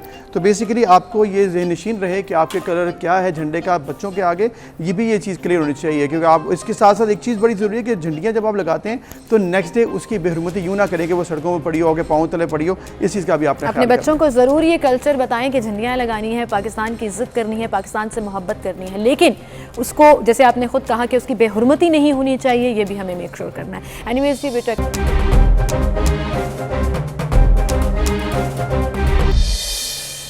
वेलकम बैक नाज़रीन। अब हम बात करेंगे कोरोना वायरस के हवाले से। कोरोना वायरस में जहां पर हमने देखा है कि केसेस बढ़ रहे हैं और कुछ कमी आती है पॉजिटिव रेशो में, फिर अगले दिन बढ़ जाती है। इसकी वजह यही है कि जो वैक्सीनेशन है उसकी कंसिस्टेंसी नहीं आ रही है और डेल्टा वेरिएंट के केसेस क्योंकि सामने आ रहे हैं, लोग एहतियात उतनी नहीं कर रहे। बिल्कुल, डेल्टा वेरिएंट के साथ अब कुछ ब्रिटिश वेरिएंट का भी जिक्र हो रहा है जो दोबारा से आना शुरू हो गया है। यहाँ पर अगर हम गुज़श्ता 24 घंटों के स्टेटिस्टिक्स की बात करें तो 3884 केसेस जो हैं वो रिपोर्ट हुए हैं। जो पॉजिटिव रेशो है वो 7.84 रही और डेथ्स जो हैं वो 86 रिकॉर्ड की गई हैं। सो परसेंटेज उतनी ही है, क्योंकि मुझे याद है कि अभी कुछ अरसा पहले ही हम 2% से कम हो गए थे, लेकिन चूंकि ये वेरिएंट्स आए जिनकी ट्रांसमिटी कहा जा रहा है कि बहुत ज़्यादा और बहुत तेज़ी से ये फैलता है, जिसकी वजह से केसेस और ग्राफ जो है वो हमारा ऊपर जा रहा है। कैसे इन वेरिएंट से बचना है और किस तरह हम अपने प्यारों को और अपने आप को इन तमाम चीज़ों से महफूज रख सकते हैं, इस पर हम बात करेंगे। डॉक्टर अब्दुल बारी, CEO इंडस हॉस्पिटल हमारे साथ मौजूद हैं। अस्सलाम वालेकुम डॉक्टर साहब। वालेकुम अस्सलाम। अब्दुल बारी साहब, बहुत शुक्रिया, आपने वक्त दिया। हमने ये देखा है कि सिंध में केसेस जिस तरह से बढ़े हैं, फिर अभी कंट्रोल कुछ हुआ है, अब स्मार्ट लॉकडाउन की तरफ पाकिस्तान जा रहा है, सिंध भी उसमें शामिल है। क्या सिचुएशन लग रही है आपको अगर हम कोरोना की इस वक्त हम बात करें, करंट सिनेरियो कैसा है? देखिए, अभी कुछ थोड़ा बहुत कम हुआ है, लेकिन हॉस्पिटल पे अभी भी लोड है और वो उसी तरह साल में जो लॉकडाउन ख़त्म कर दिया है और अब स्मार्ट के ऊपर या SOPs के ऊपर इसको ज़रा सख्ती से इम्प्लीमेंट करना होगा। अगर ये सख्ती से इम्प्लीमेंट नहीं किया तो फिर ये चीज़ें आउट ऑफ कंट्रोल हो सकती हैं और इसमें हम सबको अपनी रिस्पॉन्सिबिलिटी का जो एहसास करना चाहिए, क्योंकि जब तक अगर हम नहीं करेंगे तो फिर खुद आना खास्ता अगर बहुत बढ़ गया तो फिर आउट ऑफ कंट्रोल चीज़ें होने लगी हैं तो फिर हुकूमत को बहुत सख्त फैसले करने पड़ते हैं, फिर उस पर शराबा होता है। तो हम सबको अपनी अपनी जब तक हम दिल से नहीं मानेंगे कि जी ये चीज़ है और इसका तरीका एक ही है, वो यही है कि हम SOPs पे अमल करें और उस पर स्ट्रिक्टली और उस पर जो है ना हुकूमत को भी जो है ना एग्रेसिवली काम करना चाहिए और उसके ऊपर इम्प्लीमेंटेशन के ऊपर काम करना चाहिए और जो है ना इसके ऊपर जो है ना ये ज़रूरी है कि इम्पोर्टेंट है कि जी इस पे बहुत सख्ती से अमल कराएं। बिल्कुल सही, बिल्कुल सही। और डॉक्टर साहब, दैट्स द ओनली वे। और वैक्सीनेशन के ऊपर जो है ना आपकी वैक्सीनेशन कराएं। बिल्कुल सही। लेकिन डॉक्टर साहब, आज जो हम स्पेसिफिकली बात करना चाह रहे हैं वो वेरिएंट्स के हवाले से करना चाह रहे हैं। लोग बड़ी फॉल्स इन्फॉर्मेशन का शिकार हो जाते हैं, वो चाहे वैक्सीनेशन के हवाले से हो या कोविड के हवाले से हो। डेल्टा वेरिएंट ऑलरेडी यहाँ पर है और कराची में तो जीनोटाइप्स जो किए गए 100% भी आया उसका रिजल्ट। अभी फिलहाल ये कहा जा रहा है कि डेल्टा वेरिएंट के साथ एक ब्रिटिश वेरिएंट है वो भी आ चुका है। इस हवाले से थोड़ा सा बताइएगा, क्या इनके साइन एंड सिम्टम्स कुछ डिफरेंट हैं, लोग कैसे एहतियात कर सकते हैं? देखें, वही बात यही है कि ये वेरिएंट आते रहेंगे, क्योंकि देखें अब ये समझने की बात ये होती है कि ये वायरस जो है ना ये होस्ट ह्यूमंस जो है ना उसका होस्ट है, उसके हम लोग मेज़बान हैं और जब ये आपके अंदर आता है ना तो फिर जब आपके अंदर इसकी क़ुव्वत मदाफ़त पैदा होनी शुरू होती है ना तो वायरस अपनी स्ट्रेटजी चेंज करता है, अपनी हैत को तब्दील करता है ताकि वो फिर अंदर दाखिल हो सके और अपने लिए अपनी जगह बना सके। तो इसलिए ये तो आता रहेगा, लेकिन बस हल वही है कि आपको एहतियाती तदाबीर करनी है, मास्क पहनना है, जो सोशल डिस्टेंसिंग रखनी है, सफाई रखनी है और इसके ऊपर एग्रेसिवली काम करना और वैक्सीनेट कराना है। तो वो तमाम वैक्सीन जो है ना अभी तक तो यही है कि प्रोटेक्शन देती हैं। तो वेरिएंट आते रहेंगे, लेकिन तब तक कि जबकि एक इक्विलिब्रियम क्रिएट हो जाएगा होस्ट एंड मेहमान के दरमियान में, तो फिर जाके वो एक ऐसा स्टेबल आ जाएगा, इक्विलिब्रियम होगा, फिर ये कन्वर्ट हो जाएगा एक नॉर्मल तरीके से जैसे बाकी फ्लू। जी सही। तो डॉक्टर साहब, आप जैसे बता रहे हैं कि इक्विलिब्रियम तक हमें वेट करना होगा और इतना ज़्यादा हम एहतियात जितनी करें वो कम है। आपने जिक्र किया कि वेरिएंट्स तो आते रहते हैं, इस वक्त जो वेरिएंट्स हैं उनकी जो होता है कि उनके असरात कितने ज़्यादा सख्त हैं ह्यूमन बींग्स पर, इस बारे में कुछ बताइएगा, क्योंकि असल तो मसला वो है कि ज़्यादा असर कर गया, लंग्स पर असर कर गया, उसकी ज़्यादा मसला बन गया, ऐसा कोई मज़ीद डिटेल्स? देखें, एक तो ये है ना कि ये तमाम जो वेरिएंट अभी जो आए हैं जिसमें डेल्टा है, फिर एप्सिलॉन आ रहा है और लैम्डा होगा, इनकी एक खासियत ये है कि ये फैलते बहुत तेज़ी से हैं और इसकी जो है ना एग्रेसिवनेस बहुत ज़्यादा है, विरल्स ज़्यादा है। तो इसीलिए ये ऐसा हो रहा है कि पूरे का पूरा ख़ानदान जो है ना इम्पैक्ट हो जाता है। सिम्टम्स इनके कुछ को वो फ्लू लाइक सिम्टम्स हैं, कब किसी को सिर्फ डायरिया हो रहा है, किसी को सिर्फ कुछ भी नहीं है, सर में शदीद दर्द हो रहा है। तो ये इस किस्म की कोई भी अलामत होना तो पहले अपना टेस्ट ज़रूर करा लें। नेगेटिव हो जाएगा तो आपको एक सहूलत हो जाएगी कि ये कोविड नहीं है, बाकी फिर देखा जाएगा, क्योंकि कोविड जो है ना फिर तेज़ी से फैलता है और फिर उसके बाद जो है ना आपके असरात उसके लंग्स के ऊपर भी आते हैं अगर सही वक्त पे उसको डिटेक्ट कर दिया और उसकी ट्रीटमेंट शुरू हो गई तो ये माइल्ड की तरफ रहता है, मैक्सिमम मॉडरेट जाता है, सीवियरिटी नहीं बढ़ती। बिल्कुल सही कह रहे हैं डॉक्टर साहब। अच्छा ये भी बता दीजिएगा कि ये कुछ इन्फॉर्मेशन भी चल रही है कि वैक्सीन लगवाने के बाद भी आपको कोविड हो रहा है, तो क्या वैक्सीन इन वेरिएंट्स के अगेंस्ट किस तरह से काम करती है, ऐसी कोई रिसर्च सामने आई है? देखिए अभी इसके ऊपर इट्स टू अर्ली टू से दिस, लेकिन अभी जो वैक्सीन, एक बात यह है कि अभी भी जो अफेक्टेड लोग हैं जो अस्पतालों में दाखिल हैं जी जो अनवैक्सीनेटेड हैं, तो 10% वो लोग हैं जो कि वैक्सीन से थे और वो भी माइल्ड टू मॉडरेट केसेस हैं और जल्दी वो घर चले जाते हैं। और ये एक स्टडी अभी आई भी थी किसी वहाँ पर, उसमें यही हुआ कि दोनों के एक्सरे को कंपेयर किया गया, तो जो नॉन वैक्सीनेटेड हैं उनके चेस्ट बहुत ज़्यादा ख़राब होते हैं बनिस्बत इनके जिनको वैक्सीन लगा। प्रोटेक्शन तो है डेफिनेटली इसकी, हॉस्पिटलाइजेशन से कम होता है, इनकी जो है ना सिम्टम्स ज़्यादा कम होते हैं, लेस सीवियर होते हैं बनिस्बत उनके। अब आगे जाके क्या वेरिएंट किस तरह इसमें और वेरिएंट आते हैं, वो क्या वायरस के खिलाफ वैक्सीन के खिलाफ वैक्सीन उनको प्रोटेक्शन देगी नहीं देगी, ये वक्त बताएगा। बिल्कुल ये वक्त बताएगा, लेकिन अभी ये जो मामला है इसमें आपने एहतियात करनी है, बहुत ज़रूरी है। डॉक्टर साहब आपका बहुत शुक्रिया, डॉक्टर अब्दुल बारी हमारे साथ मौजूद थे और हमें बता रहे थे इस वक्त सिचुएशन है। और इसके साथ साथ ये भी ज़रूरी है कि चूँकि वैक्सीनेशन के बारे से बात की जा रही है बड़ा ज़रूरी है, तो कल डॉक्टर फैसल सुल्तान साहब ने भी कह दिया है कि सेकेंड डोज में आप कभी भी मैसेज का इंतजार मत कीजिए, जैसे ही आपका टाइम गुजर जाए, एग्जैक्टली टाइम गुजर जाए तो फिर आप जाकर वैक्सीनेशन। ये इसलिए हो रहा है कि लोग वेट करते रहते थे कि हमें मैसेज नहीं आ रहा, हमें कंफर्मेशन नहीं आ रही, अब हम सेकंड डोज के लिए कब जाएं। तो उन्होंने टाइम बता दिया कि अगर आपने साइनोफार्म लगाई है तो आप 3 हफ्ते के बाद खुद ही वॉक इन किसी भी सेंटर में जाएं, आपको दूसरी डोज लग जाएगी, आपके आईडी कार्ड से ट्रैक किया जाता है। और अगर आपने साइनोवैक, एस्ट्राजेनेका या मॉडर्ना लगवाई है या कोई और वैक्सीन लगाई है तो उसमें 4 वीक्स का गैप, और ये आपको बताया जाता है। जब पहली आपको डोज लगाई जाती है आपको एक कार्ड दिया जाता है जिस पर एक्चुअली आपकी नेक्स्ट डोज की डेट मेंशन की जाती है। सो कंफ्यूज मत करें इस प्रोसेस को, बड़ा स्मूथ प्रोसेस है, अपना रोल प्ले करें, आपकी सिविक रिस्पॉन्सिबिलिटी है कि अपने आप को वैक्सीन लगवाएं और खुद अपने इस पूरे सिस्टम को ट्रैक करें। इसमें कोई शक नहीं है कि वैक्सीनेशन जो है वो प्रॉपर मरहलेवार चल रही है और जो कमी है वो अब नहीं है। अब 20 लाख मजीद वैक्सीनेशन भी आई हैं, आइंदा आने वाले दिनों में मजीद शेड्यूल भी हैं और अब सख्ती मजीद होगी, जैसे कि रेलवे के ऊपर अब सफ़र नहीं अपने करना 1 अक्टूबर के बाद। अगर आपने वैक्सीनेशन लगवाई, आप एयरलाइंस पे ऑलरेडी सख्ती है, मजीद जहाँ जहाँ पर आप जाएंगे वहाँ पर सख्ती मजीद होती जाएगी। तो ये अगस्त का महीना है, इसमें मैक्सिमम वैक्सीनेशन लगवाएं क्योंकि अक्टूबर जैसे ही स्टार्ट होगा तो मजीद सख्ती आएगी, फिर आपके लिए मुश्किल होगा, रोज़मर्रा के मामला चलाना भी मुश्किल हो जाएगा। बिल्कुल, इसी के साथ आगे बढ़ेंगे जी। आपको एक और इंटरेस्टिंग खबर देते हैं और इंटरेस्टिंग खबर यह है कि खला में यानी कि स्पेस में पहला होटल कायम कर दिया गया है और गेटवे फाउंडेशन ने ये पहला होटल कायम करने का ऐलान किया है। 3 रोज़ा क़याम पर तकरीबन $5000 जो है वो आपको अदा करने पड़ेंगे। यानी कि अब आप अगर थक चुके हैं, बोर हो चुके हैं कहीं पर दुनिया में रहने की, होटल्स में शर्त लाज़मी है कि आपके पास बहुत पैसा और फिर शर्त ये है कि बहुत पैसा है तो फिर आप ज़रूर जाइए। स्पेस में 500 अफराद के रहने की जगह इसमें मुख्तस की गई है जी इस खलाई होटल में, और इसके अलावा इसमें जिम है, रेस्टोरेंट्स हैं, तमाम सहूलियात वो मैसर होंगी जो कि ज़मीन के किसी भी होटल में होती हैं। लेकिन सिर्फ फ़र्क ये होगा कि ये ज़मीन पर नहीं होगा, ये स्पेस में होगा, जो कि एक डिफरेंट एक्सपीरियंस है। जिनके पास पैसा होता है फिर वो जाकर डिफरेंट एक्सपीरियंस ले सकते हैं। स्पेस सूट पहनना पड़ेगा होटल तक जाने के लिए, अंदर जाके ऑब्वियसली वो एक एनवायरनमेंट क्रिएट किया होगा जहाँ पे आप एंजॉय कर सकेंगे और फिर आप आकर वापस ये कहानी सुना सकेंगे कि मैं तो स्पेस में गया था, लेकिन वहाँ जाके आप ये लिख नहीं सकेंगे कि वी वर हियर, वापस आके करना पड़ेगा। की थी।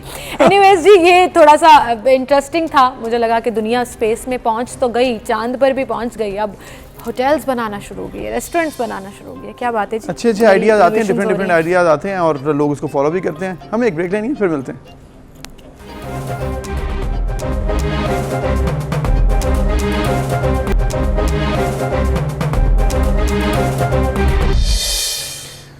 वेलकम बैक नाज़रीन, हम बात करेंगे पाकिस्तान की ओलंपिक्स की कारकर्दगी के हवाले से। ये इसलिए ज़रूरी है कि 92 से पाकिस्तान ने कोई मेडल हासिल नहीं किया है। उससे पहले की तारीख बहुत अच्छी चीज़ है, वो स्क्वॉश हो, हॉकी हो या फिर एथलेटिक्स हो, स्विमिंग हो, आपकी तमाम गेम्स में पाकिस्तान ने अच्छा परफॉर्म किया। लेकिन ऐसा क्या हुआ कि हमारे जो प्लेयर्स हैं वो बेचारे इंडिपेंडेंटली खुद ही जाते हैं, परफॉर्म करते हैं, हमें दुआएं उनके लिए करते हैं, लेकिन फिर वो मेडल तो नहीं जीत पाते, बल्कि अपना नाम बना सकते हैं। जैसे हम तलहा का जिक्र करें, अरशद नदीम साहब का जिक्र करें कि उन्होंने अपनी कोशिश पूरी की, लेकिन हमारा सिस्टम कहाँ है, हमारे ओलंपिक एसोसिएशन कहाँ पर है, क्यों सपोर्ट नहीं किया जाता, क्यों नहीं देखा जाता कि किस प्लेयर में कितना टैलेंट है, उसके ऊपर क्या फोकस किया जाए और कैसे उसको आगे लेकर जाया जाए। सो ओलंपिक्स में जो हमारी कारकर्दगी सिफर रही, और सिफर इसलिए भी रही कि आबादी के लिहाज से हमारा नंबर जिस पर आता है उस पॉइंट तक भी हम नहीं पहुंच सके। जो कंट्री कभी आपने जैसे जिक्र किया कि मेडल्स लेती रही है, एक होता है ना कि एक चीज आपने सिरे से की ही ना हो तो शायद उतना दुख नहीं होता। आपने एक ग्लोरियस टाइम देखा और उसके बाद फिर आप डाउन हो गए और होते चले गए। इस पर हम बात करेंगे। President athletics federation of Pakistan हमारे साथ मौजूद हैं, मेजर जनरल रिटायर्ड अकरम सईद साहब, उन्हें हम खुशामदीद कहेंगे। अस्सलाम वालेकुम जनरल साहब। वालेकुम अस्सलाम जी। जनरल साहब, बड़ा दिल दुखता है कि स्पोर्ट्स हमारे ऐसे एक साइड है, एक ऐसी फील्ड है जहां पर आप अपना सॉफ्ट इमेज पोर्ट्रे कर सकते हैं, पाकिस्तान का नाम रोशन कर सकते हैं, लेकिन आपको क्या लगा कि ओलंपिक्स जैसा बड़ा प्लेटफॉर्म, दुनिया की नजरें उस पर होती हैं और पाकिस्तान वहां पर एक भी मेडल नहीं जीत सका? बिस्मिल्लाहिर्रहमानिर्रहीम। पहले तो मैं अप्रिशिएट करूंगा कि आप उन लोगों में से हैं, आपने बोला कि आपका दिल दुखता है। आप पाकिस्तान के 22 करोड़ अवाम में से वो लोग हैं जिनका दिल दुखता है और दिल दुखने के बाद फिर इस पे बात करते हैं। ये वाकई बहुत ही मायूस कुन हमारी कारकर्दगी है ओलंपिक्स लेवल पे, और ये पाकिस्तान के अवाम को कोई मिसलीड किया जा रहा है। पिछले 18 साल से, जैसे आपने पहले खुद कहा कि ये ओलंपिक्स है और ये ओलंपिक्स की जिम्मेदारी है, इसमें सारी की सारी, और हैरानी हुई हमें तो हुई जो स्पोर्ट्स में है, बाकी लोगों को भी सुन के, जब ओलंपिक्स वालों ने कहा कि हमारी तो कोई जिम्मेदारी ही नहीं है जी। हम तो एक पोस्ट ऑफिस हैं, और ये जिम्मेदारी सारी डाल दी गवर्नमेंट ऑफ पाकिस्तान पे, पाकिस्तान स्पोर्ट्स बोर्ड पे, आईपीसी मिनिस्ट्री पे। तो जब इस तरह आप एक दूसरे की इल्जाम तराशी करते रहेंगे तो कब चीजें ठीक होंगी? और ओलंपिक में बैठे हुए इस वक्त आरिफ हसन साहब और उनके साथ उनका सेक्रेटरी यही किए आ रहे हैं पिछले 18-20 साल से, और समझ नहीं लगने दी हमारी अवाम को। ये सबसे बड़ी वजह हमारी डाउनफॉल की ये दो लोग हैं। जिस दिन आप इनको अलग कर देंगे और कोई काम करने वाले लोग यहाँ पे आ जाएंगे, अल्लाह की मेहरबानी से सब कुछ ठीक हो जाएगा। पाकिस्तान में बहुत टैलेंट है। सही। ये लोग ना सिर्फ ये कि खुद कुछ नहीं कर रहे, ये किसी को भी कुछ नहीं करने दे रहे। आप इमेजिन करें, ये कहते हैं कि जी ये तो एक पोस्ट ऑफिस है भाई, और इसका कोई खेलों के प्रमोशन के साथ पाकिस्तान से ताल्लुक ही नहीं है। अगर ऐसी बात थी तो जनरल साहब से कोई ये सवाल पूछे कि 2004 में जब आपको जनरल परवेज मुशर्रफ ने यहाँ पे बिठाया तो पोस्ट ऑफिस में उनको क्या जरूरत थी एक आपके लेवल के बंदे को बिठाने की? पोस्ट ऑफिस तो पहले भी चल रहा था उस वक्त। सही बात है। इनको बिठाया गया कि आप स्पोर्ट्स की कोई बेहतरी करें। उस वक्त स्पोर्ट्स की हालत, उस वक्त के प्रेसिडेंट, चीफ एग्जीक्यूटिव और आर्मी चीफ ने सोचा कि ये ठीक नहीं है, और इनको वहां पे इसके लिए बिठाया गया। वो कहते हैं मेरी ये जिम्मेदारी ही नहीं है, मैं तो पोस्ट ऑफिस हूँ। तो पोस्ट ऑफिस में तो आज तक चीफ एग्जीक्यूटिव ने या आर्मी में इंटरफेयर नहीं किया, वो तो पहले भी चल रहा था। तो ये भी मेहरबानी करें इनसे, अगर ये पोस्ट ऑफिस भी नहीं चल रहा और पूरा पाकिस्तान इनको कंडेम कर रहा है, इस वक्त क्रिटिसाइज कर रहा है, तो ये इस कौम पर मेहरबानी करें, स्पोर्ट्स कम्युनिटी पे खास तौर पे मेहरबानी करें और ये इस्तीफा दें, ये घर जाएं और यहाँ पे कोई काम करने वाले लोग जिनकी ये रिस्पॉन्सिबिलिटी समझे और काम करें, उनको आने दें। सही। जनरल साहब, आपने सही कहा कि आरिफ हसन साहब 17 साल से हैं, तो वो क्या कर रहे हैं, उनके ऊपर सब सवाल भी कर रहे हैं कि क्यों ऐसा हुआ। आप ये बताइएगा, वो इसलिए कहते हैं कि जी पोस्ट ऑफिस है क्योंकि ओलंपिक एसोसिएशन को कोई पावर्स नहीं दी गई हैं, और ये कहा जा रहा है कि जो तमाम फेडरेशन, यानी कि अगर स्विमिंग की है, वेट लिफ्टिंग की है, एथलेटिक्स है या फिर हॉकी है, उसने अच्छा परफॉर्म करना है, उन्होंने रिक्वायरमेंट फुलफिल करनी है ओलंपिक्स की और फिर वो चले जाएंगे, इन्होंने फैसिलिटेट करना है। तो रिक्वायरमेंट पूरी ही नहीं करती है, स्पोर्ट्स इंडस्ट्री हमारी इस तरह से परफॉर्म कर रही है। इस पर क्या कहेंगे आप? माशाल्लाह, ये आपने बड़ी अच्छी बात की। इनको अगर आप और पावर देंगे तो ये प्राइम मिनिस्टर को निकाल देंगे। इनको क्या पावर चाहिए? इन्होंने अपनी पावर्स को इस्तेमाल करते हुए प्रेसिडेंट ऑफ पाकिस्तान को, जो कि पैटर्न इन चीफ थे पाकिस्तान ओलंपिक्स के 1948 से जब पाकिस्तान ओलंपिक्स बनी, उनको निकाल दिया है कि कोई पैटर्न इन चीफ हमें नहीं चाहिए। और कौन सी ऐसी पावर है पाकिस्तान के अंदर जो president of Pakistan, elected highest authority जो है, उसको निकाल के बाहर कर दिया है? उसके अलावा सबसे बेहतर परफॉर्म करने वाली federation athletic federation of Pakistan, जिसको मैं हेड कर रहा हूं, जो पहली दफे 1947 से लेके आज तक ओलंपिक्स पे इस लेवल पे आई है कि 5वीं पोजीशन की है, हमें सस्पेंड किया हुआ है। हम डिसएफिलिएटेड है ओलंपिक एसोसिएशन से। इसको और क्या पावर चाहिए? इसने साइकिलिंग फेडरेशन को अलहदा किया हुआ अपने से, इसने नेटबॉल फेडरेशन को अपने से अलहदा किया हुआ है, इसने बॉडी बिल्डिंग फेडरेशन को अपने से अलहदा किया हुआ है, इसने जो नॉन परफॉर्मिंग लोग हैं उनकी पैरेलल बॉडीज जो है वो बना के अपने साथ बिठाई हुई है। मैं इस्तदा करता हूं आपके प्रोग्राम के through prime minister of Pakistan से, जो कि उस इतने बड़े लेवल के स्पोर्ट्समैन हैं, इसकी वो नैब को इंक्वायरी, इसकी इन्वेस्टिगेशन करें, इनको नैब के हवाले करें, इनके अपने ऑडिटर जनरल को बोले इनका ऑडिट करें। ये जनरल आरिफ साहब ओलंपिक के प्रेसिडेंट के अलावा आर्चरी के प्रेसिडेंट है। ये जरा गौर से सुनिएगा, ये बड़ा गौर तलब पॉइंट है जी। तो आर्चरी की पोजीशन इस वक्त क्या है दुनिया में? कोई भी पाकिस्तानी निकाल के देख ले कि चलो ये ओलंपिक्स में कहते हैं कि नहीं मेरी ये जिम्मेदारी नहीं है। आर्चरी का प्रेसिडेंट तो ये उसी तरह है ना जैसे मैं एथलेटिक्स का हूं या कोई भी प्रेसिडेंट किसी भी और गेम का है। आर्चरी कहाँ है ओलंपिक में क्वालिफाई? क्या ये तो साउथ एशिया के लिए भी क्वालिफाई नहीं कर रही आर्चरी, तो उसमें ये क्या कर रहे हैं? इनको सोचना चाहिए। ये बेइज्जती का बायस बन रहे हैं, ये अपनी भी बेइज्जती करवा रहे हैं, ये अपने बहुत आला इंस्टीट्यूशन की भी बेइज्जती करवा रहे हैं, ये पूरे पाकिस्तान की बेइज्जती करवा रहे हैं। तो इनको ये बिल्कुल से एक बहाना बना के कि जी मैं वो भी मैं कहूंगा कि ओलंपिक चार्टर पढ़े लोग। आप पूछें ओलंपिक चार्टर जरा लेके आए ना, ये एक लाइन लेके आ जाएंगे और उससे बोलेंगे ये देखिए जी ओलंपिक चार्टर तो कहता है कि हमने तो ओलंपिक मूवमेंट को प्रमोट करना है। तो ओलंपिक मूवमेंट ये कहती है कि आपके पाकिस्तान में जो परफॉर्म करने वाला हो उसको डिसएफिलिएट करो, उसको डिसएसोसिएट करो, उसको गलत करो ताकि पाकिस्तान में कोई क्वालिफाई ना कर सके। क्या ये ओलंपिक मूवमेंट कह रही है? कुछ पढ़े तो सही उसको ओलंपिक मूवमेंट क्या कह रही है। और आज आप इसका ऑडिट करवाना शुरू करें। आज आप IOC को गवर्नमेंट ऑफ पाकिस्तान लिखे कि हमारी स्पोर्ट्स तबाह हो गई है इन दो बंदों की वजह से। I assure you IOC government of Pakistan के साथ सॉलिडारिटी शो करेगी, आपके साथ कोऑपरेट करेगी, आपकी इन्वेस्टिगेशन में शामिल होगी। वो इनको पैसे देते हैं, बड़ा आसान होता है। एक मिनट सॉरी जी, वो इनको पैसे देते हैं पाकिस्तान की स्पोर्ट्स की प्रमोशन और डेवलपमेंट के लिए। ये कह रहे हैं मेरी स्पोर्ट्स की प्रमोशन और डेवलपमेंट जो है वो मेरी जिम्मेदारी ही नहीं है, मेरी रिस्पॉन्सिबिलिटी नहीं है। आर्चरी के इनके सेक्रेटरी ने इनको कहा है कोई $8 लाख का, उसने कहा जी मुझे हिसाब दे। ये आपने IOC से OCA से लिया है, आज तक हिसाब नहीं दे रहे। सही जनरल साहब, जैसे आपने कहा कि ब्लेम करना बड़ा आसान होता है, अपने ऊपर बात लेना या जिम्मेदारी लेना बड़ा मुश्किल होता है, खास तौर पर जब आरिफ साहब ने यह भी कहा कि हमारे पास सिस्टम ही मौजूद नहीं है जहां पर हम टैलेंट को प्रमोट कर सकें या फैसिलिटेट कर सकें। तो सवाल यही है कि सिस्टम आपने बनाना है। कोच अगर मेडल नहीं लेकर आता तो उनसे सवाल किया जाता है। और पिछले दिनों मैं एक बात सुन रही थी कि आज से कुछ साल पहले जब ओलंपिक्स में हम परफॉर्म नहीं कर सके तो तमाम कोचेस से सवाल पूछा गया। तो हमारे स्विमिंग के एक कोच थे ख्वाजा आसिफ, जिन्होंने ये कहा कि आप मेडल का पूछ रहे हैं, और उन्होंने पंजाबी में जवाब दिया शुक्र करो कोई डूब नहीं गया, जितना फैसिलिटेट करते हैं हम अपने प्लेयर्स को। तो जिम्मेदारी क्या आपको लगता है कि सिर्फ इनकी है? क्या ट्रिकल डाउन इफेक्ट हर एक के ऊपर नहीं आता कि इनफ प्लेटफॉर्म प्रोवाइड किए जाएं, स्पॉन्सरशिप प्रोवाइड की जाए? ओलंपिक एसोसिएशन से हट के भी मिनिस्ट्रीज की जिम्मेदारी नहीं है, गवर्नमेंट की जिम्मेदारी नहीं है? आपने बिल्कुल दुरुस्त फरमाया, और मैं बिल्कुल एक सच बोलने वाला आदमी हूं।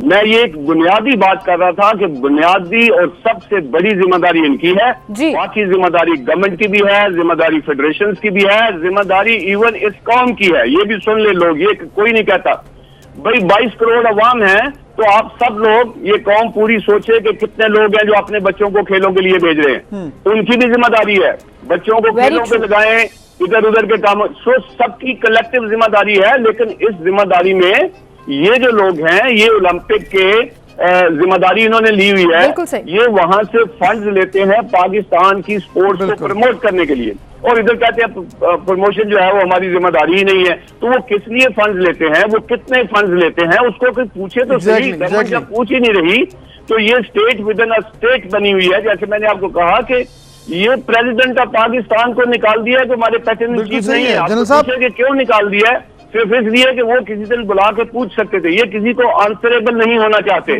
ठीक, बिल्कुल सही।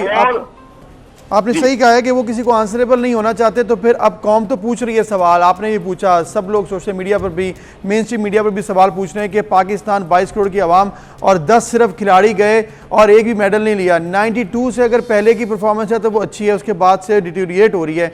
आपको क्या लगता है कि इस वक्त अगर सिर्फ इनको बदल दिया जाए तो कितना मजीद वक्त लगेगा? पाकिस्तान के अंदर जो रॉ टैलेंट है वो कितना अच्छा है कि हम उनको फाइन ट्यून करके अच्छी परफॉर्मेंस लेके आ सकते हैं? आइंदा 4 साल अगर टारगेट रख लें हम। जी बिल्कुल से, ये बात मैं अपने बहन भाइयों तक, पूरे पाकिस्तानियों तक पहुंचाना चाहता हूं कि इसको थोड़ा सा मोटा सा अगर एनालाइज करें कि हॉकी की हम बात कर रहे हैं कि हॉकी बहुत नीचे आ गई है, 92 में लास्ट मेडल जीता था, तो इनके टेन्योर में क्या हुआ है? इनके टेन्योर में ये हुआ है कि इनके खिलाफ मैंने एथलेटिक फेडरेशन प्रेसिडेंट के सीए से इलेक्शन लड़ा है, इनके खिलाफ कासिम जिया ने, वो हॉकी के प्रेसिडेंट थे, उन्होंने इलेक्शन लड़ा, इन्होंने हॉकी को तबाह कर दिया। वो कासिम जिया साहब बिल्कुल फील्ड ही छोड़ गए और हॉकी की तबाही का सबसे बड़ा सबब ये साहब हैं। और दूसरा इन्होंने कोशिश की एथलेटिक्स को तबाह करने की, वो अल्लाह की मेहरबानी से जब तक मैं जिंदा हूं वो मैं तबाह होने नहीं दूंगा। ये कुछ नहीं कर सके। जैसे मैंने आपसे कहा कि इन्होंने एथलेटिक फेडरेशन, ये जानते हुए कि इन्होंने अरशद नदीम जैसा बच्चा जो है वो पैदा कर दिया है, वो ओलंपिक्स में मेडल लेने जा रहा है, इन्होंने एथलेटिक फेडरेशन को सस्पेंड कर दिया हुआ है, आप हमारा हिस्सा नहीं है। मैं आज ये सोचता हूँ कि ये अल्लाह का निजाम है, वो जो सस्पेंशन है वो हमारे लिए अच्छी है और इनके अपने ही सामने आ गई कि ये अब क्लेम अरशद नदीम की कामयाबी में 1% भी क्लेम नहीं कर सकते कि हमारा भी कोई लेन देन है।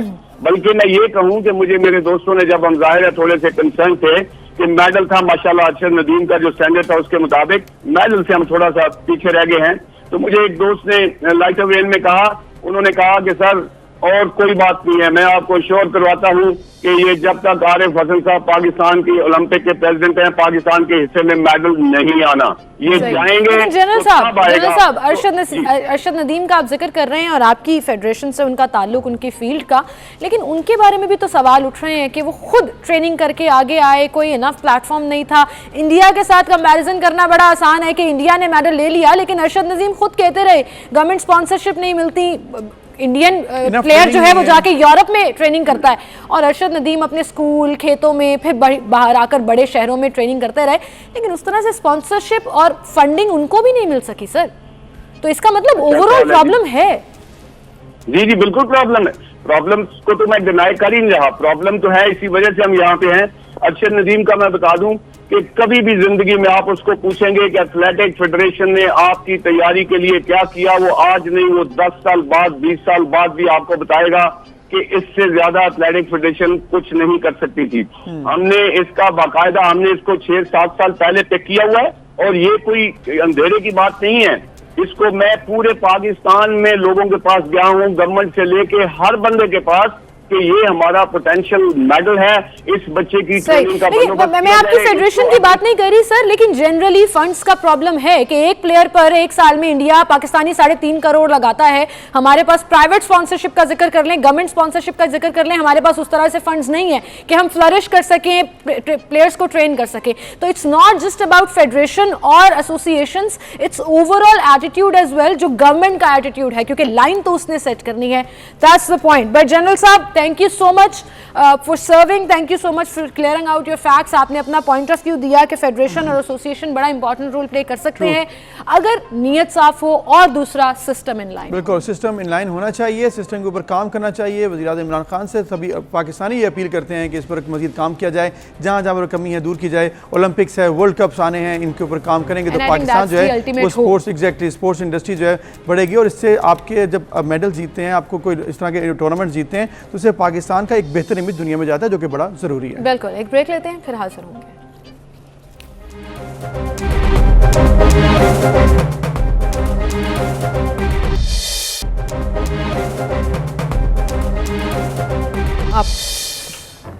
वेलकम बैक नाज़रीन। अब हम बात करेंगे पाकिस्तान के उस टैलेंट की जो कि खुद से काम करता है, रॉ टैलेंट है पाकिस्तान का, और फिर जब आगे बढ़ते हैं तो पाकिस्तान का नाम रोशन करते हैं। और ऐसे बहुत से लोगों को हमने हमेशा आपसे मुलाकात भी करवाई है, क्योंकि जब 14 अगस्त भी आ रहा है तो उससे पहले पहले हमारी कोशिश है मैक्सिमम पाकिस्तानी वो जो कि पाकिस्तान के लिए अपने ओन पर काम करें उनसे आके मुलाकात करें। और मुझे बड़ा फ़ख्र महसूस होता है जब स्टूडेंट्स जो हैं वो अपनी स्टडीज़ के साथ साथ इस तरह के प्रोजेक्ट्स करते हैं जिसमें उनका टैलेंट, उनका फ्यूचर क्लियर होता है, करियर क्लियर होता है, and then we see this potential कि अगर इन्हें प्लेइंग ग्राउंड प्रोवाइड किया जाए तो sky is the limit for them. तो आज ऐसे ही एक स्टूडेंट से आपसे मुलाकात कराएंगे जो A2 के स्टूडेंट हैं, कराची से इनका ताल्लुक है, हमाद नदीम। और उन्होंने किया क्या है, ये एक बड़ा इंटरेस्टिंग चीज़ है। किया ये है जी, उन्होंने 2 एप्लीकेशंस इंट्रोड्यूस कराई हैं जो आजकल के सिनेरियो में बड़ी हेल्पफुल हो सकती हैं इन द पर्टिनेंट फील्ड जी। और एक है एप्लीकेशन जी कोरोना के हवाले से, कोरोना टेस्ट हो सकता है। दूसरी है स्टॉक एक्सचेंज में जो इन्वेस्टमेंट करना चाहते हैं उनके लिए आसानी। इसकी डिटेल है क्या, कैसे बनाई और उसको वो कैसे वर्क करती है, हमाद नदीम से ही हम जानेंगे। Hamad, thank you very much, बहुत शुक्रिया आपने वक्त दिया और बहुत मुबारक हो आपको कि आपने ये ज़बरदस्त एप्लीकेशन जो हैं वो बनाई हैं। एक्यूरेसी भी इनकी बड़ी ज़बरदस्त है। तो पहले आप बताइएगा कोरोना के हवाले से जो एप्लीकेशन है और फिर जो आपने स्टॉक एक्सचेंज की एप्लीकेशन बनाई है, ये कैसे वर्क करती है और कब बनाई और इसका किस तरह से फंक्शन करती है। Right, thank you so much. तो जो कोड वाली एप्लीकेशन है उसमें एप्लीकेशन के अंदर इज़ अ क्वेश्चन है, आप एक आईकॉल का पैड वाला कार्ड लेते हैं, नेटॉक्सी कार्ड कहते हैं हम उसको, और इसके बाद फिर you take off the iCall pad card के पीछे से और फिर यू स्निफ इट। इसके बाद एप्लीकेशन के अंदर इज़ अ क्वेश्चन है, आप उस क्वेश्चन को फिल आउट करते हैं और एक एल्गोरिथम रन करता है इन द बैकग्राउंड जिसमें एक प्रोबेबिलिटी कैलकुलेट जाती है कि आपको कितनी प्रोबेबिलिटी है ऑफ हैविंग कोविड। ये है कोड वाली एप्लीकेशन। जो दूसरी स्टॉक मार्केट वाली एप्लीकेशन है उसमें डिफरेंट चीज़ें हैं, जैसे फॉर एग्जाम्पल पाकिस्तान है, जापान, US एंड UK, और फिर हर कंट्री के लिए डिफरेंट डेटाज हैं। फॉर एग्जांपल पाकिस्तान के लिए भी डिफरेंट इंडेक्सेस हैं, जैसे KC 100 ऑल शेयर, UK में FTSE 100, और फिर इनके इंडेक्स के जो पॉइंट्स है वो उसके रिस्पेक्टिव पॉइंट्स के साथ में इकोनॉमिक इंडिकेटर्स हैं। Along with that we also have a news page, तो you can look at the top 50 news stories from CNBC.com।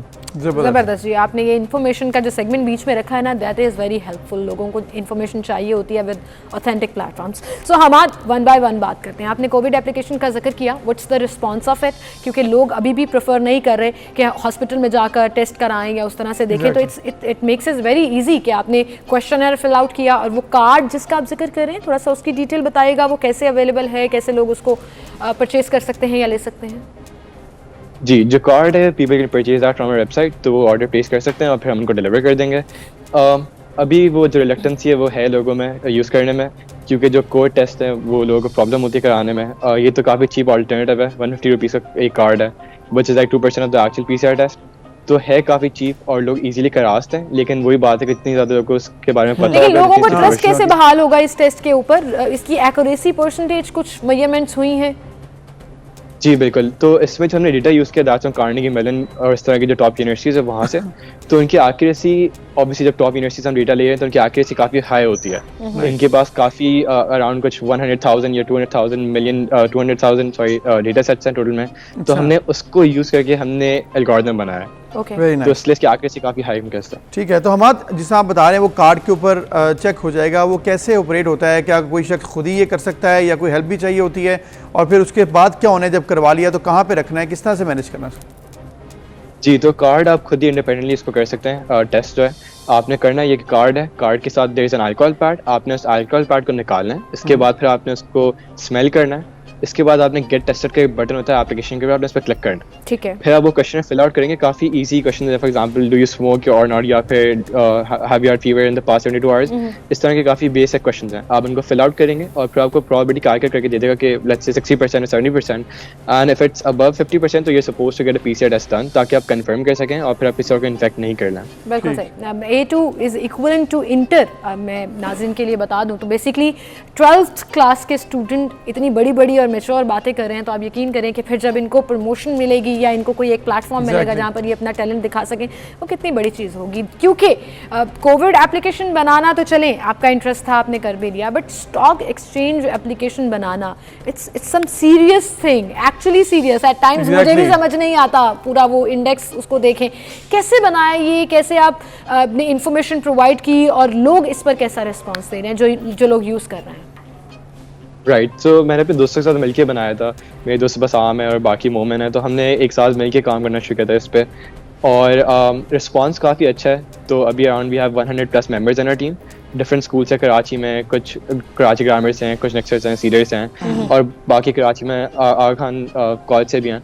तो पूरे कराची से डिफरेंट सोशियो इकोनॉमिक बैकग्राउंड से लोग हैं और सब एक साथ मिलकर इस पर काम कर रहे हैं। सही, लेकिन हम इस पे काम जो कर रहे हैं वो अब एक कस्टमर है या कंज्यूमर है, उसके लिए बताइएगा कि किस तरह से फ़ायदा हो सकता है, स्टॉक एक्सचेंज को कैसे समझना है, ये क्या ये भी बताया गया है, या इन्वेस्टमेंट किस में करनी चाहिए ये बताया गया है, गाइड किया गया है?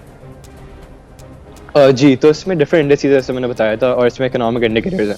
तो फॉर एग्जांपल अगर आप सोच रहे हैं आपने पाकिस्तान में इन्वेस्ट करना है, तो आप जा सकते हैं इस पे पॉइंट्स देख सकते हैं कितने पॉइंट्स है KC 100 में या फिर ऑल शेयर में, और जो इकोनॉमिक इंडिकेटर्स है वो क्या बता रहे हैं कि अनएम्प्लॉयमेंट कितनी है, या फिर let's say how high is the poverty rate. तो इस तरह की जो डिफरेंट चीज़ें आप उनको देख सकते हैं। इसके बाद फिर कैन डिटरमिन के वेदर और नॉट शुड इन्वेस्ट, और अगर आपको लगता है कि यू शुड इन्वेस्ट तो फिर आप इजीली कर सकते हैं इन्वेस्ट, क्योंकि इसमें जो टूल्स हैं आपको बता देंगे and they will equip you with certain information जो कि आप यूज़ कर सकते हैं to invest in the stock market. बिल्कुल सही। And I think digital information जो अवेलेबल होती है उसको जहन में रखते हुए पूरा ग्राफिकली इसको एक्सप्लेन कर देना, that makes it very easy.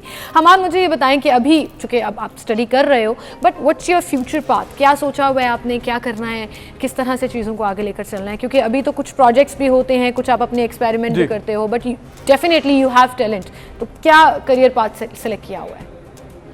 जी, अभी जो मैंने सोचा वो ये कि बड़े होकर मुझे रिसर्च करनी है regarding behavioural economics and psychology और इकोनॉमिक्स, तो कि behavioural economics is basically at the intersection of psychology and economics, so that's my main interest. Very nice जी, गुड लक आपको आपके फ्यूचर के लिए, और ये जो एप्लीकेशंस बनाई हैं इसके लिए भी कि ये ज़्यादा से ज़्यादा लोग इस्तेमाल भी करें।